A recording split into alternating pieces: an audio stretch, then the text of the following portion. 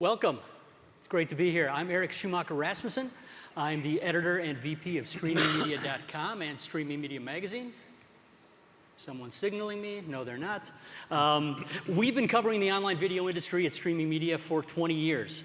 And needless to say, the changes have been seismic, and none more so than just in the last few years. And so we've got a great group of panelists today to talk about those changes and talk about what's happening in the world of live streaming and OTT. The name of the panel is Watch and Spend. We really have representatives here from just about every part of the ecosystem. And hopefully we'll be able to give you some insights into what's going on, what you should be looking for in the future as the OTT market continues to grow. At the moment, the latest statistics I saw about 130 million households or more already subscribed to OTT services. That's expected to go up to 208 million by 2023. So we're just really in the midst of this huge growth curve. And the people on this panel are in the segments that are driving that growth. And we're going to talk about technology trends, business model trends, the ever-elusive monetization challenge that we're all interested in. And before we dive in, I'd just like to ask each of my panelists to introduce themselves briefly. So let's start with you, Rebecca. I'm Rebecca Dapp. I work for Google. I focus on all things local as it relates to Google. I've also worked at HBO and CBS, and so I've had the privilege of sitting on the launch teams of HBO Go, YouTube TV, and CBS All Access. Hi, Sean Merriam. I'm presently a consultant, but I come from the user background. I'm a video editor, motion graphics designer, and based on some of my experiences, not only as an Avid ACSR 25 years ago, I learned the technical side, and as a result, work in workflow consulting and designing systems for decently sized companies. Hi, I'm Mark Donegan. I'm with a company by the name of Beamer. We're a video technology software company, and what we focus on is delivering very high quality video, encoding specifically at low bit rates.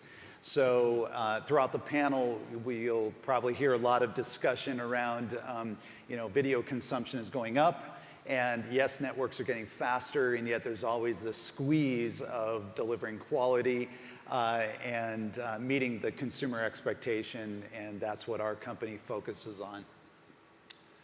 Good afternoon, everyone. John Landman. I'm from a company called Teradek. We are a hardware manufacturer of very small and small encoder devices that have seen a growth and birth due to the explosion of OTT and live streaming over the last 10 years.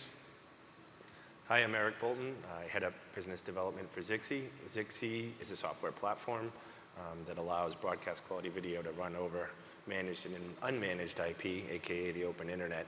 And we've been helping OTT services across the board, from Bloomberg and Turner and HBO, Viacom, et cetera. And basically, we touch every end of the acquisition to the delivery, just short of the consumer edge, and have been very interested to watch as the entire television industry adopts a software-defined, cloud-based set of infrastructures, and what that means in terms of the ability to provide programming, reduce costs, increase efficiency, et cetera.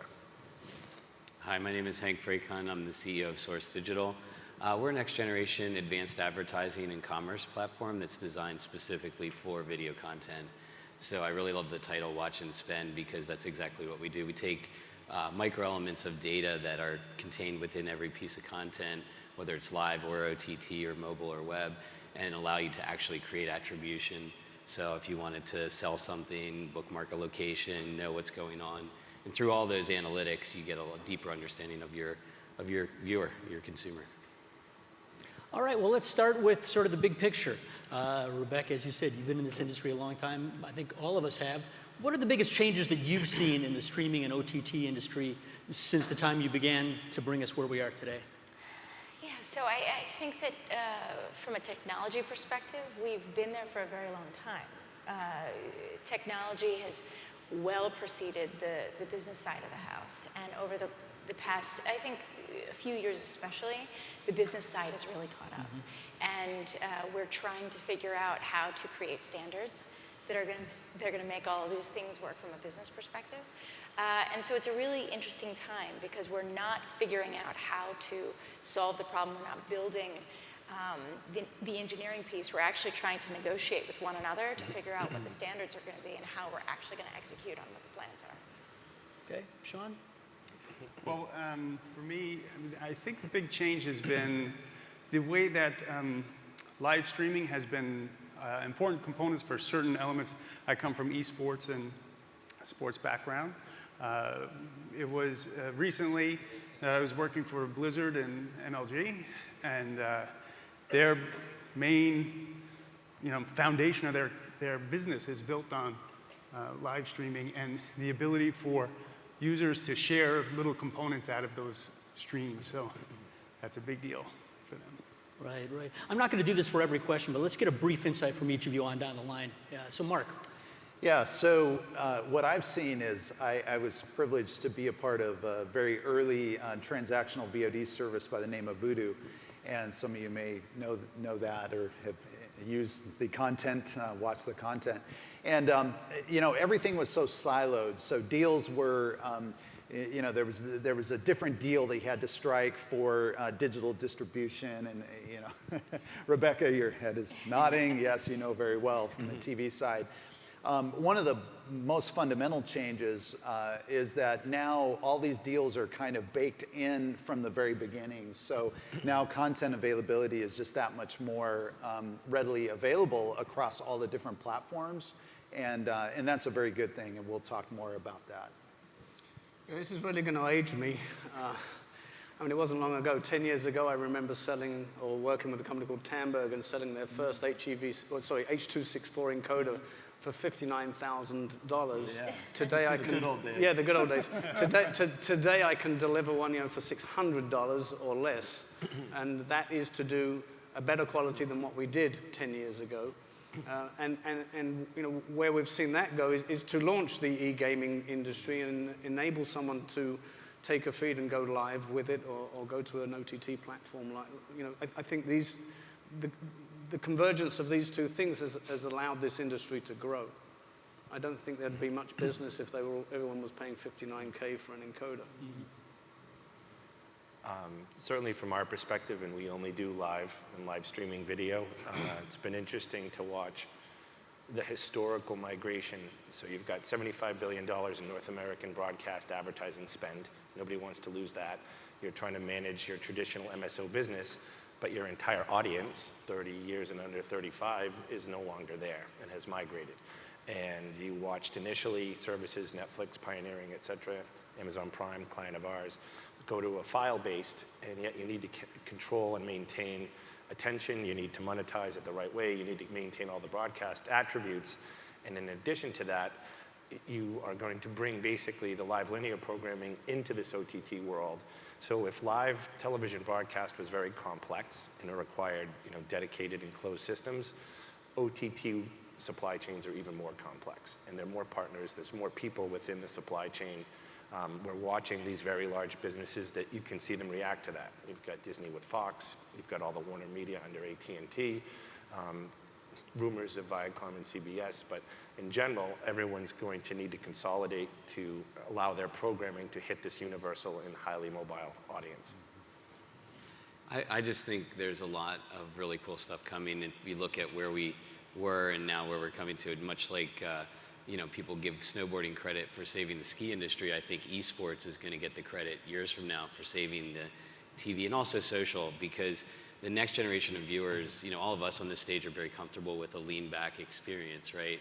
But I think the next generation of viewers, as they keep coming along, they're going to get used to that comfort zone that they get out of esports, and they're going to want to see that take shape in and around live streaming and OTT environments. And the medium's perfectly set up for it. So. Right, right. And from our perspective at Streaming Media, and in the discussion we had before the panel today, for as much as changed and evolved, we're still trying to solve some of the same problems we were trying to solve 20 years ago, right? How do we make money off of this? How do we allow people to use digital content to drive other sorts of purchases? So there's certainly been evolution and progress. and hopefully we're finally close to cracking the code on some of those things. Real quick, I'm going to ask if I don't know if the tech team can turn up the monitors here on stage a little bit. I don't know if anyone else is having a little trouble hearing each other.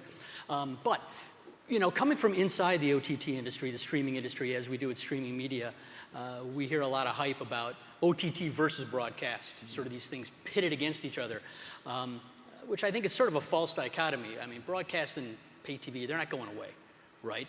At least not anytime soon. But are there things that OTT can do better than broadcast or pay TV? And what are some of the things that are challenges, or what are some of the challenges for the OTT industry to get there? Mark, you had some insights into that earlier.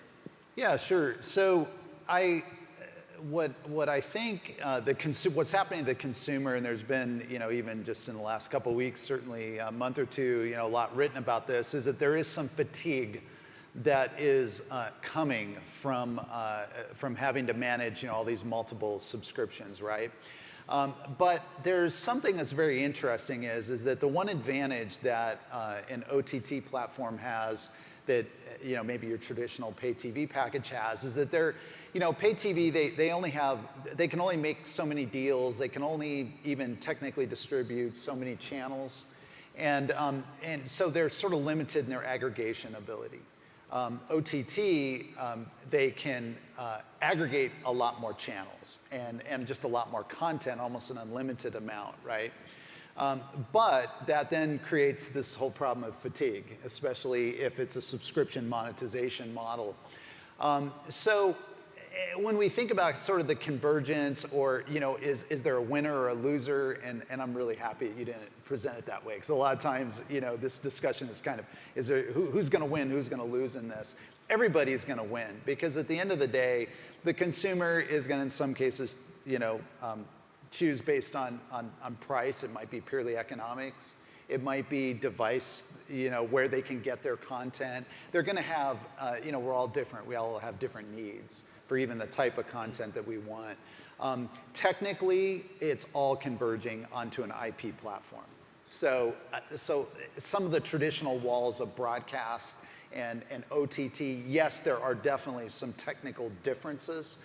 Those will persist for some time, but eventually, and the eventually is not in the far future, it's going to converge onto a single distribution topology.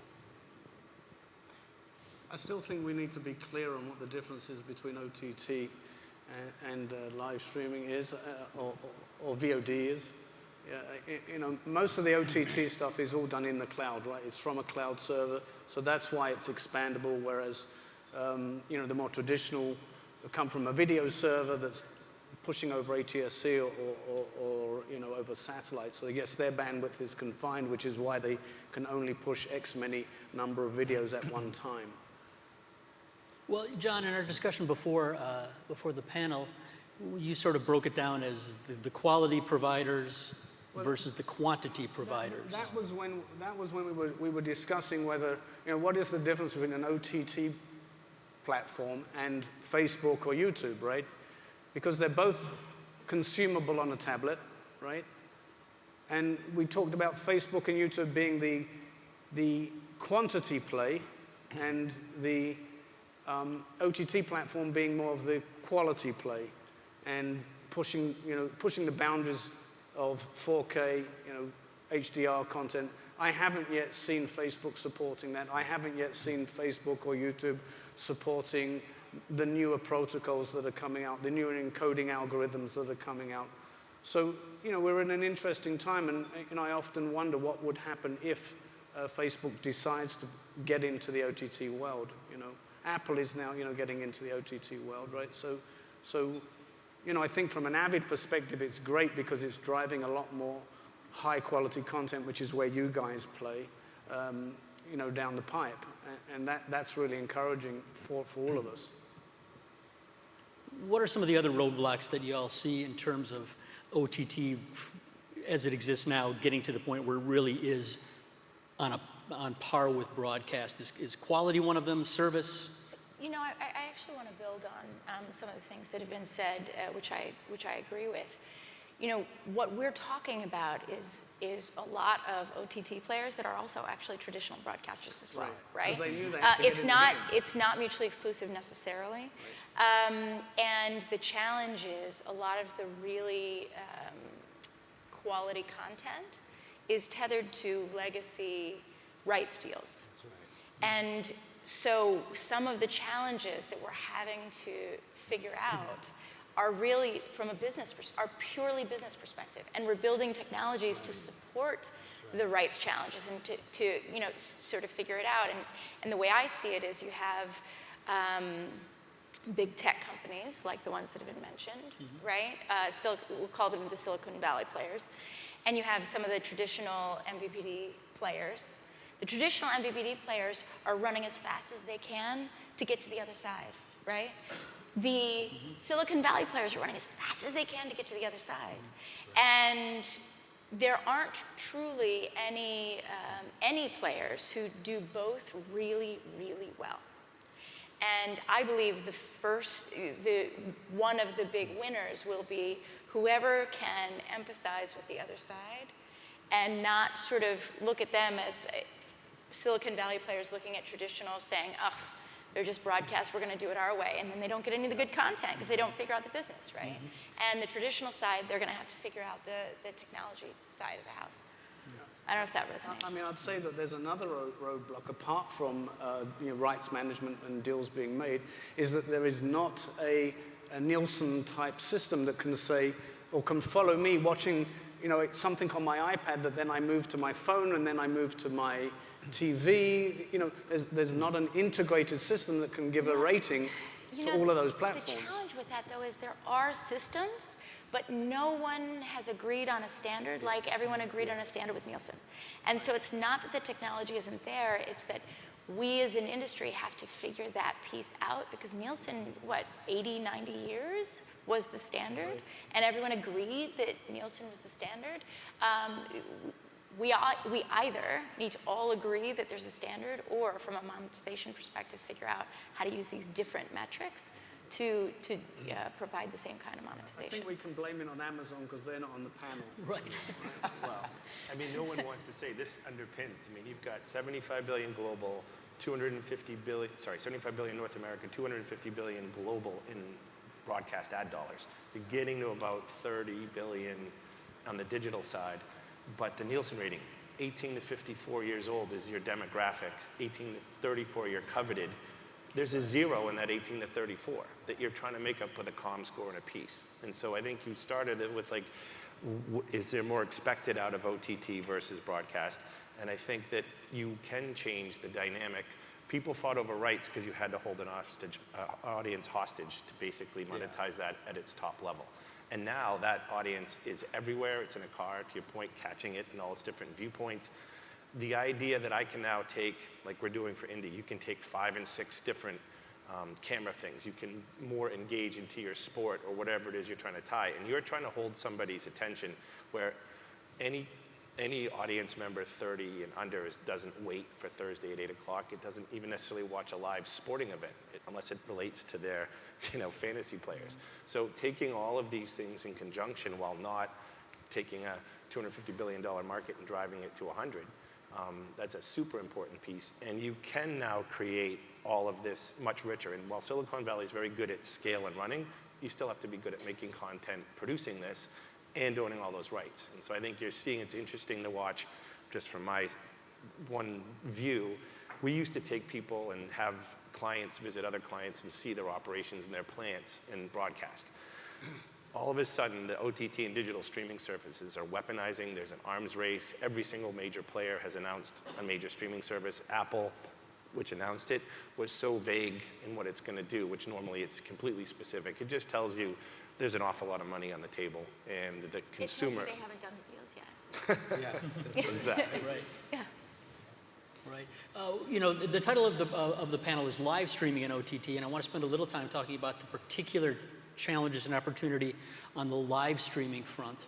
And a number of you on the panel work in live streaming every day. What do you think the biggest challenges are for live streaming right now? Again, via IP to sort of achieve what broadcast and pay TV have been able to achieve? Or maybe that's not even the goal. What can the live streaming over IP do that traditional can't? Well, one thing I have a narrow window here because of the esports connection, particularly for this. But one of the most valuable things that they did was that they had the audience engagement in those technologies, and they would feed back, and then half the people would watch the stream to see the chat, to see what was being said, to see. So Interactivity. yeah. Yeah, IP offers that, right? So Well, it creates like a twitch. Like a twitch is a hard thing for all of us at our age to be watching, but you've got 80,000 concurrent live channels, and 40 to 50,000 of those are to audiences of 10 or less. look, And the length of viewership for some of those esports, 8 hours for over. Well, I think the numbers are, I think this year it was 300, or last year was 380 million viewers. I think it's sat just behind the NFL. And then I think by in the next 2 years, it's going to go to 660 million viewers. And I think, again, it's that for live, and we've been talking to a lot of the live sports broadcasters, and they're all following suit. I mean, they already have investments in esports, but at the same time, they're revamping their, their platforms to support more immersive frameworks and use the stats scores to drive different experiences. I mean, Amazon did a little tiptoe into this this year with you could on their Thursday night game, you could actually click off of the stat score and it would take you to a commerce experience if you liked the play that happened and stuff like that. So, I think that like I go back to that saying in the beginning, for live sports, it's esports that's going to push the envelope. I mean, just putting some numbers to that, I calculated everyone up, all the encoders that we've sold over the last 10 years, and it's over 100,000 units. We had one particular company that bought 3,500 units just for that company. So you've got 3,500 of their locations now going live. These numbers are growing each year. And to be honest, you asked what the question is of live streaming. It's always connectivity, right? That is the Achilles heel of what we try and do. We're a broadcaster, their pipes are 99.99% up. So that's the challenge that we have, and with the helps of Google and the other connectivity or the other partners or the other cloud providers, we've seen an amazing increase in reliability of getting feeds into the cloud with technologies such as Zigbee and the like. I think to that point, it kind of raises a second part, because broadcast was always this super defined, you didn't know until it got to the end, net return kind of feed, and now you can view and see the data, but we're really talking about this, not quality of service, but quality of experience, and kind of defining that. And I know that Netflix has put out its WAMF standard, and we, the industry, are looking to try to put quality scoring across that, because there are so many pieces, and this whole panel is representative of all those parts of that chain. And I think that the biggest challenge of live is keeping it up. Your picture that you look at on your iPad is much, much better than anything that we grew up with on television. And that's just an expectation. And we're already talking 8K, and we're talking the next gen. So we're going to test the internet. But I think that the pieces are there. You're watching the cloud continuously grow, and the players get within that. And it gives a completely different level of infrastructure available to any content and broadcaster that we didn't have just even 5 years ago. I go to a lot of different speaking engagements, and some of these are specifically with broadcasters. And the funny thing is, they're still talking about whether or not they should or feel safe about putting their content in the cloud. This is still an argument. Right. And I always sit there and I shake my head and I go, oh my God, if Facebook or Google or AWS decided to launch a TV station, what would it look like today? And this, I think, is what is holding back the broadcasters. They have to start thinking, what would they do if they were Google, or if they, how would they launch a TV station? It's got to change. Things have got to change. Well, and it sounds like, when I posed that question about what the biggest challenge is, I was really expecting because it's what I typically get for an answer, that the quality of service, quality of experience, but particularly the picture quality, the quality of what's going on in that rectangle is where OTT is still struggling to compete against broadcast and pay TV. But what I'm hearing everyone here say is that to focus exclusively on that is to kind of miss the point because of all of these other experiences that OTT can offer that broadcast and pay TV simply can't. I'll give you a perfect, just an hour ago I was talking to my son and he says he's got that new Galaxy phone. He's watching 4K HDR content on his phone. And it looks awesome. And it looks awesome. And I'm like, great. I can't do it. Right. There's no broadcaster in the country that can do that. And if they did, oh my gosh, can you imagine the infrastructure that would have to be changed? So now it's my chance to talk about quality because one thing that's very interesting is if you want to watch 4K, you've got a really nice 4K experience. Yes, there's a few channels on DirecTV. Yes, there's a few channels on pretty much all the MVPD platforms. But most of the time, it's SDR that's been basically upscaled and processed. It's not native. And so where do you go? The only place you can go is Netflix, Amazon, and there's a handful of other platforms, but basically Netflix and Amazon, and that's pure 100% OTT streaming. And provided that you've got sufficient internet bandwidth, and it really doesn't have to be crazy. Nowadays, 50 megabits is, I think, even the most basic home package. And provided your router is set up, and there's some basic caveats, but for most of us and most consumers, all those things are solved. You can watch it direct to your TV, direct to your Roku box.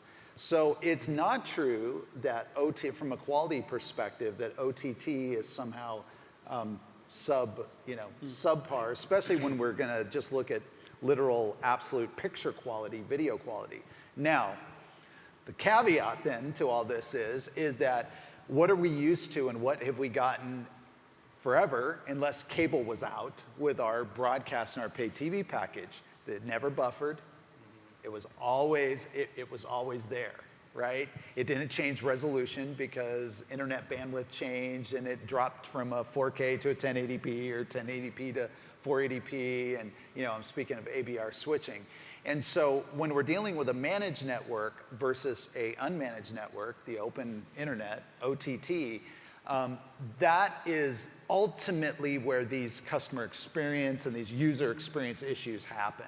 It's not because somehow broadcasters have better encoders or better tools, or they actually don't.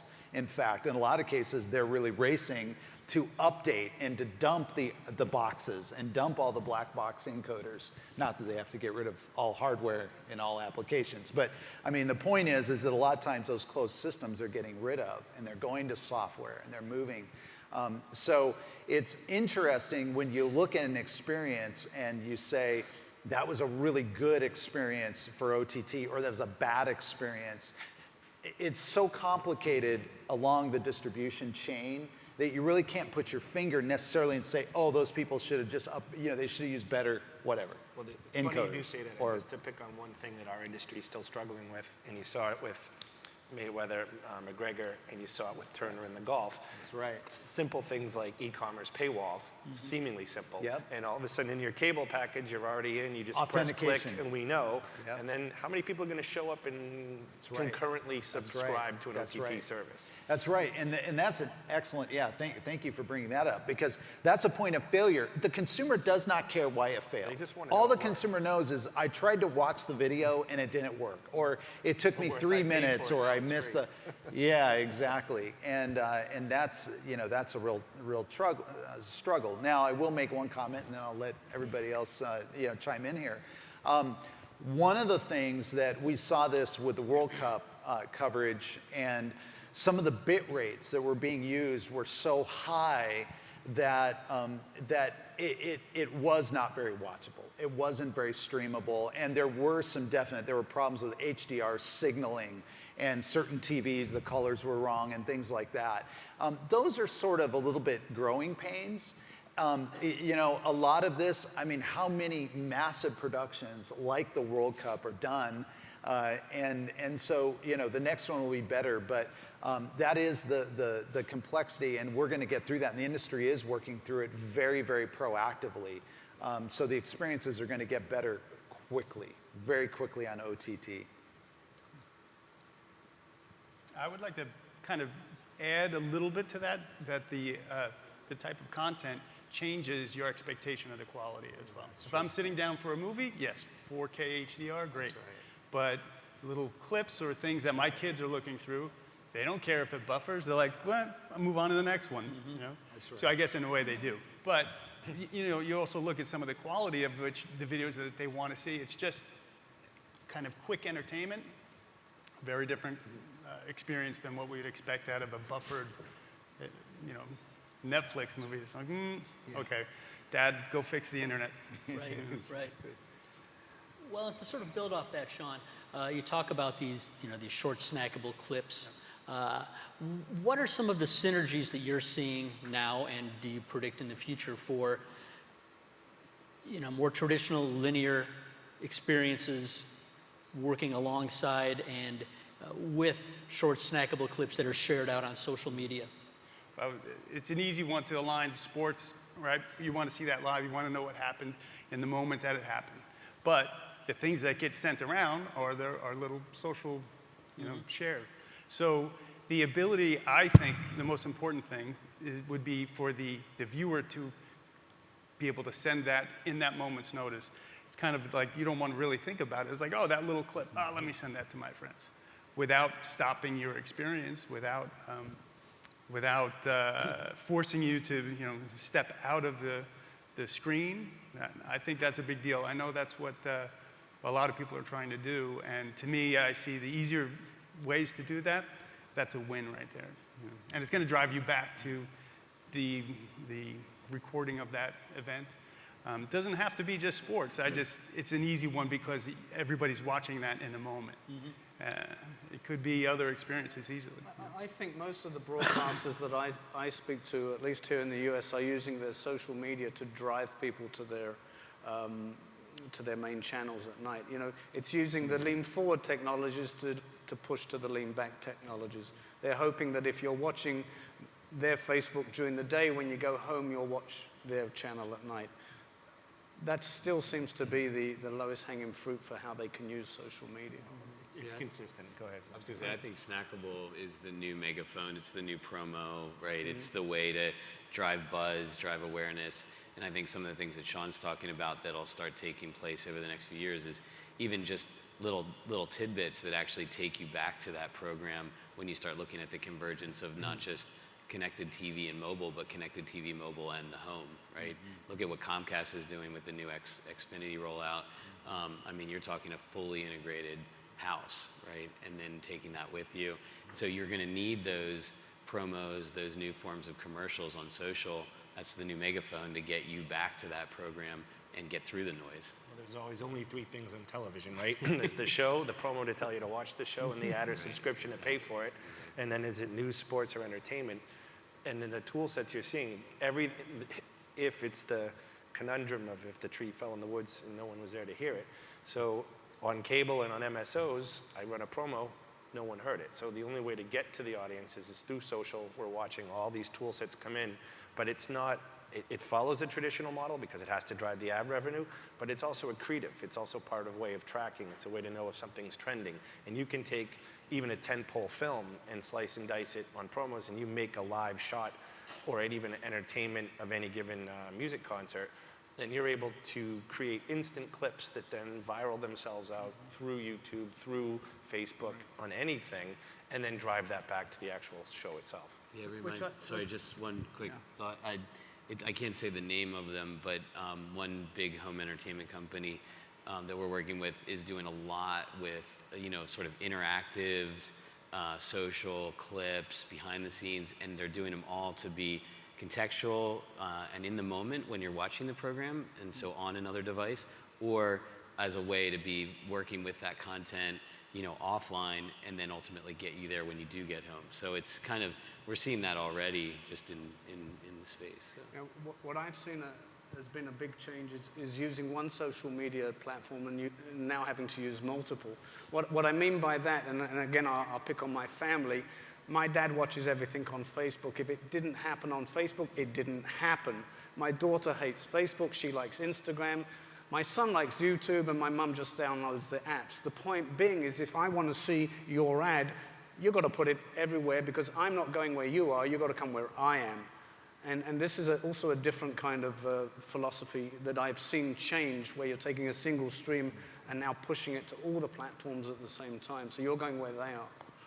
Right. Well, Rebecca, with all the work you're doing with local newsrooms, what are you seeing in terms of how those companies are using social media and the various platforms, both as an ends to itself and as a means to an end to drive them back to the main source? I mean, some of the challenges around what everyone is talking about also lives with whoever the content owners are going to be the ones that want to do that slicing and dicing and clipping it up. They don't want to entrust whether it's the viewers or someone else to do that for them.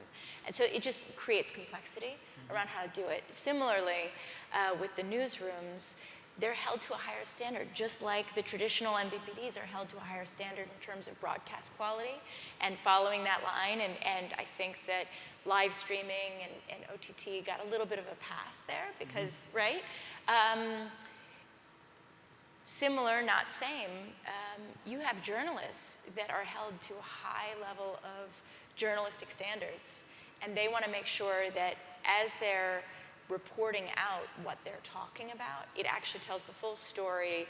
It's in no way, there are a lot of complexities to all of this, both in the storytelling, from a technology perspective, again, and this is, in my view, probably from a more business perspective, right?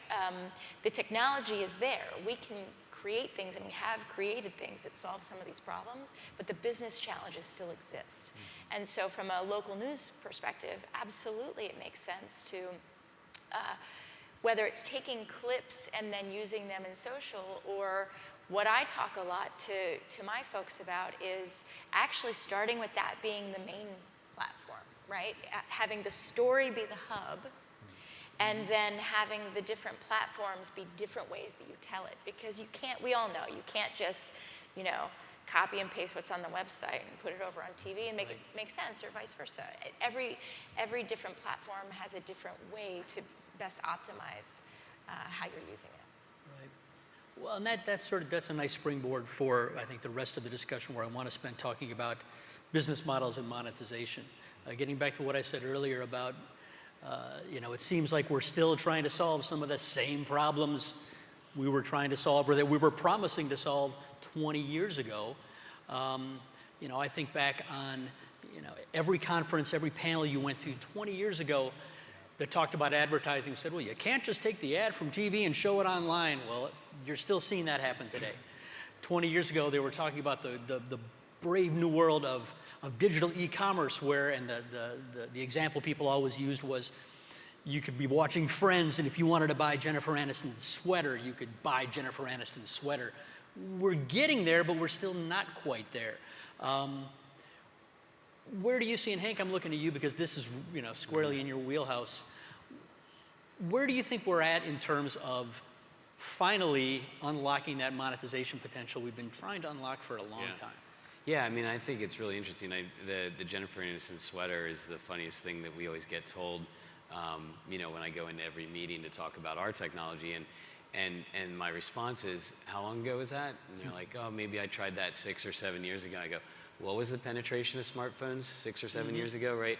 And so every technology has an adoption curve. I remember in 2001, I was telling you guys backstage, I showed that scene from The Matrix to the guys that were predecessors of Verizon, called OnePoint, DSL, 1.5 megabits streaming, no buffer, and they looked at me and said, that's great, but why do I care when I get the DVD at Blockbuster, right? And it's like that mentality existed in that world, right? So now, fast forward, right, to where, Comcast is rolling out a connected TV, connected home solution. Now, fast forward to where 5G by 2029 or 2028, 90% of all 5G traffic is going to be video-based. 2021, 82% of the internet is going to be video-based. So suddenly you start seeing these frameworks evolve, right, where these things are possible, where you can just, we demoed at CES, with an Alexa integration, Alexa, ask Source what Andrew Lincoln is wearing right now, and she would come back and tell you, right? So it's not interrupting that experience. It's not that, that traditional advertising mentality where you're trying to club them over the head to say, look at this, right, and buy this. It's actually more of a discoverable model where you as a consumer can lean back and decide when do you lean forward and have that impact. And I think that's where OTT starts to take a lead in the future, because it's a medium that is perfect for that kind of format. Well, and the ad does become more of the show. Right. And it's not necessarily this intrusive in now, a word from our sponsor. And Right. and we're actually kind of going back to the 50s and the soap opera, and I'm watching major sponsors, like you take General Motors, which will spend $250,000 million on a given brand's ad spend. You carve out 10, you can build a show around that, and for the first time, actually see what happens from your programming and content and storytelling to the actual customer reaction, which in traditional broadcast is completely separated. No one knows anything on that front. That's why we needed Nielsen, right? If we can get around that, if we can find some uniform metrics to give us that measurement right away. Isn't video today also the largest user of traffic on the internet? I thought it was today. Like I said, by 2021, I think it'll be 82%, but it's still the largest. Cisco's visual index. Yeah, I think it was either porn and then Twitch, or Twitch and then porn. I don't know which was the one and Right. two. I've tried both, and Well, and I was going to add too. I think the democratization that occurred in music is playing out right now in front of us here in video, right? And so the quality you're getting from different forms of content is really interesting. And when you start tracking that, with brand and product integration now, and the brands that are actually producing content and becoming part of that game, I think, the last stat I looked at is this 2019 is projected to be the first year where, brand integration without even a true attribution tracking measurement, right, will start to take over the monies being spent on the 30-second, 15-second spot, right? And so that's a big move without even having metrics to even measure that. Right? But at the same time, we're still seeing, I think most consumers, when they think about OTT services, they think subscription. But now we're also beginning to see services like Pluto TV and Xumo, where it's an ad-supported linear. It's using the old model. Do you think there's still a future in that? Free. Absolutely. Absolutely. The Why wouldn't challenge. there be, right? Yeah. The challenge though is that the CPMs that are valued by the market for these ad-supported services are orders of magnitude lower than what a broadcaster can get. And we can argue that that shouldn't be the case. And, we can have all kinds of Nielsen discussions about, whether there's artificial sort of propping up, and I'm sure Rebecca can give a lot of insights. That's not the purpose of this panel, but we probably could have a very nice discussion if we wanted to go in that direction. But that's the reality. And so one of the challenges with the AVOD services, the reason why you go to Crackle and you go to Pluto TV and the quality is good. It's not that it's bad, but it's definitely maybe just a little step below than, say, a Netflix. The content is absolutely, 10 years old or older. I mean, it still can be, major Hollywood movies, but the point is that, it's not all the fresh stuff, right? And it's not because these services don't want to transmit better quality. It's not that they can't. It's not that they don't want more content. The economics don't support it. Yeah, And that's the reality. Now, to put a point on this today, that's true.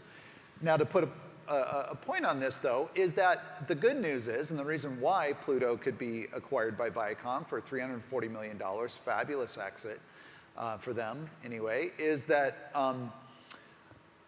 there's still a lot of people are happy with, they don't mind watching a rerun from a movie that they saw 15 years ago. And there's a lot of applications, and there's different economic, not everybody can afford 3 or 4 subscriptions, you know? So How easy would it be for a broadcaster to stick a live stream into that, and now you really have the replacement for ATSC 3.0 if that doesn't happen, right? well, so it's interesting, like Comcast, new Xfinity, the $5 box, like you think about where that is ultimately going. It's not about them putting, first of all, it's a way to get a very low cost box receiver into US households. It's, you know, and again, I'll use it just because it works. It is an ultimate Trojan horse. You talk about a $5 box and a great experience. The X1 is amazing. I think it's very, very interesting. Now, what they end up doing with that. Especially because Comcast owns a lot of content, good Yeah, quality content, so it's all exactly. coming together. Exactly, exactly. So yes, so I mean, your comment is. Well, and I think when you, going back to your earlier point about CPMs and just the sort of, you know, traditional paradigm that was there for linear television and that CPM still being held up, you know, who knows how long that will last. It might last forever, but maybe with ATSC 3.0, that veil will come down because people will truly start to understand what the consumer gets from that. But I think that, you know, OTT does have challenges to get into advertising as the model, because the subscription model is that guarantee. I mean, we all know what plays out with the people trying to access information about their program on Netflix, right? You can see that and they're not going to give that information up because they need to keep that subscription lane steady. And I think that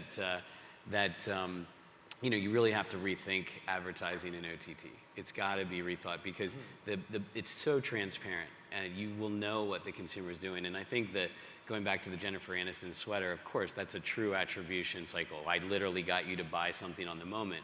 But you'd be surprised to learn that, you know, you can track attribution. Like when we've found out from content owners, location data that spins up somebody to go there is a 2.5-year cycle. Now, they're not looking to get a VIG on every time someone books a vacation to that, but that helps them negotiate better credits at that local government level, their cost of production. Maybe they want to reshoot there in the future because they had a good result from that. So there's all kinds of ways to think about monetization in terms of, you know, when you can get that consumer to really truly connect to that information that's there in and around that OTT environment. Also, how many of the people here are US-centric? You know, I'm not sure how many people here are US-based and how many are worldwide. And I wonder how this different, you know, it's different in other countries. You know, being an American as I am, I don't really have much idea. Right. Looking at the future of OTT, you know, I kind of want to close with this. I'd like each of you to, you know, gaze into your crystal ball a little bit and share with the audience what you see as the most exciting new technology or new business model that's either happening now or going to happen soon that you think is really going to change how we think about this entire industry. Any volunteers to go first? Otherwise, I'll just go on down the line. I'll go. Okay. Thank you. Thank you. Okay. Take the pressure off. So 5G. I mean, and I pause and sort of laugh because, you know, I think we're all probably, but having ubiquitous access to the network at the speed and the reliability, and it's much more even than 5G is not just about, oh yeah, it's a faster standard and the devices are going to be, there are some super exciting capabilities with edge computing that open up all kinds of opportunities for cloud gaming and for just lots of new entertainment experiences, which, you know, we stayed very, very video centric, and that's appropriate for where we are.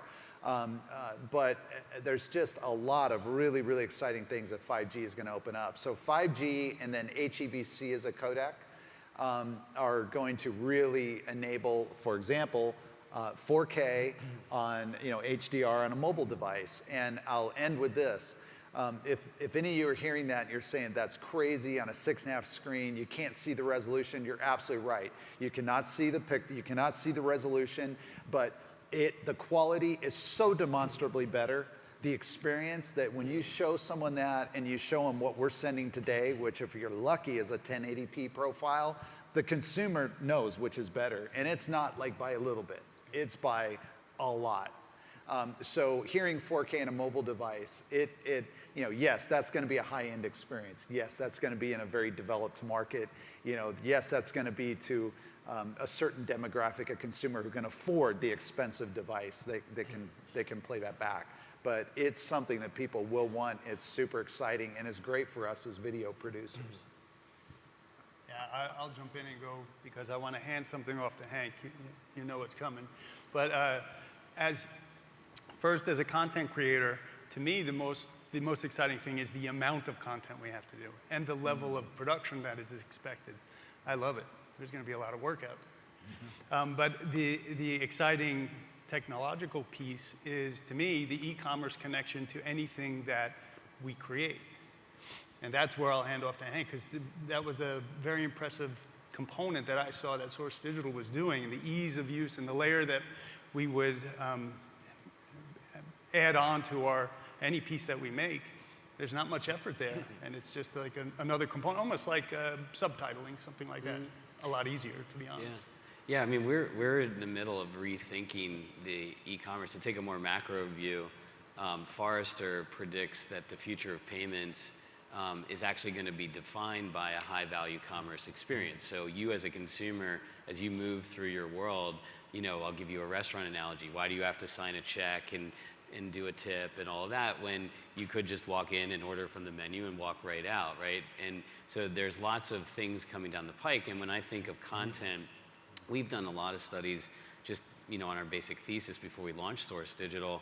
And it was really that we didn't have to invent this market. People have a natural connection and do things to content. Just like Facebook didn't invent friendships, right? They provided a framework that literally built a bridge and then tracked it.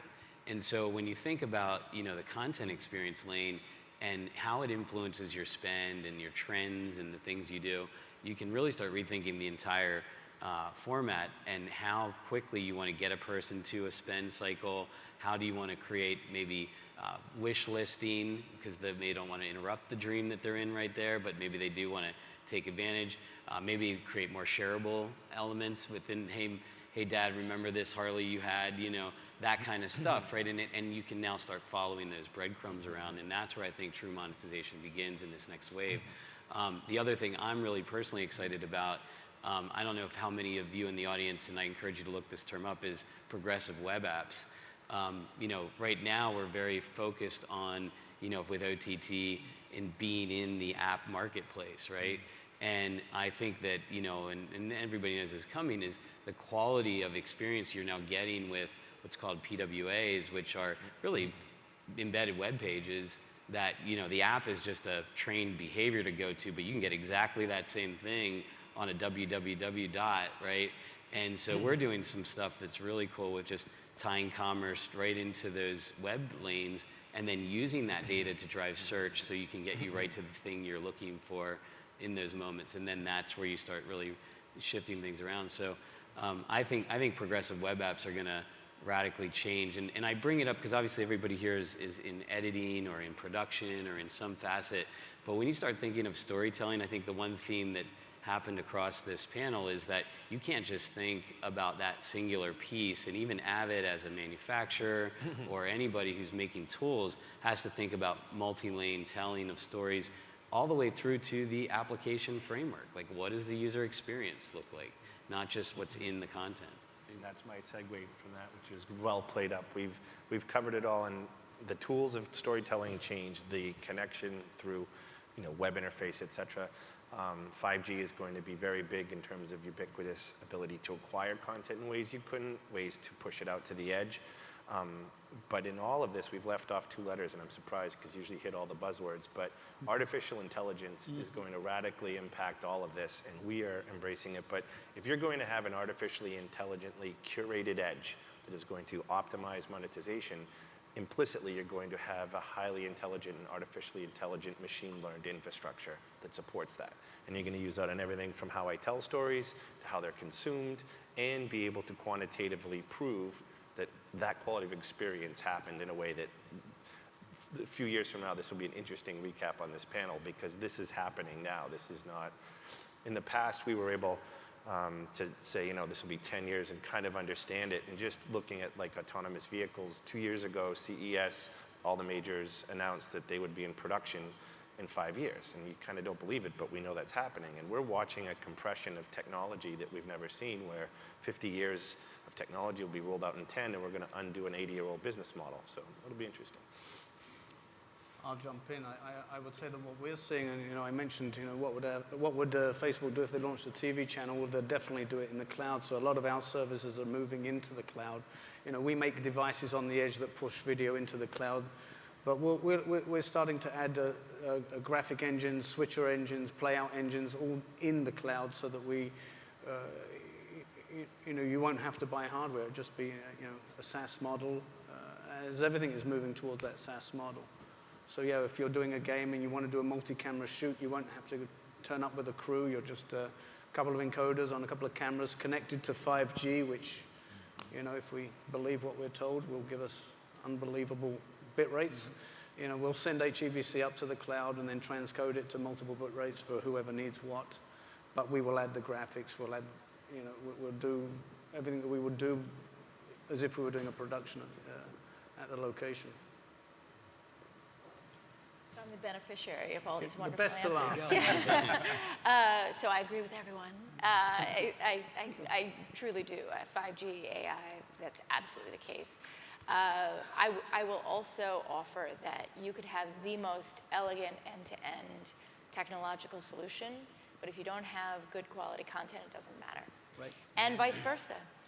If you have the best quality content out there and you don't have an elegant way to deliver it, it's not going to work. And so I would say that whichever company or companies that can figure out how to integrate both these elegant technological solutions with getting the right content and delivering it in the right way, they're going to end up being the winners.